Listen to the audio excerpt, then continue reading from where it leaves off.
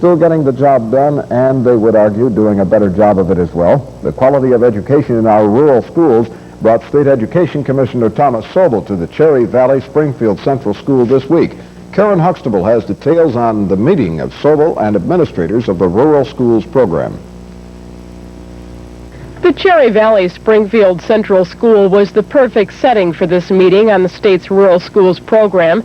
The new school is fairly representative of its counterparts across the state who say a quality education is still occurring in rural New York, something Education Commissioner Thomas Sobol says he's aware of, but which really hit home in this session. I know the reports and I master the data. I've always done my homework.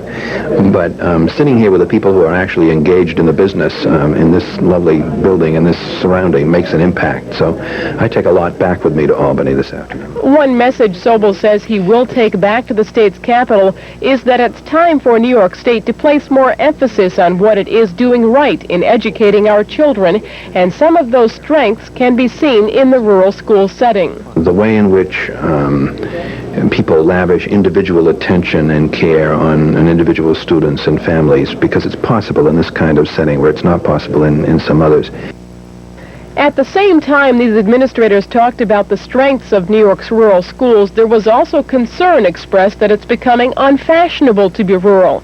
But Sobol disagreed, saying he sees our rural schools as a model to work from. We have to break up some of our very large high schools, those of 2,500, 3,000, sometimes 5,000 or more students in some parts of the state, and achieve something of the human scale that the rural schools have automatically. What you have going on here is not only those logistical circumstances, but a tradition that has learned how to make the most of that situation, and it's a very important tradition for the rest of the state to learn from.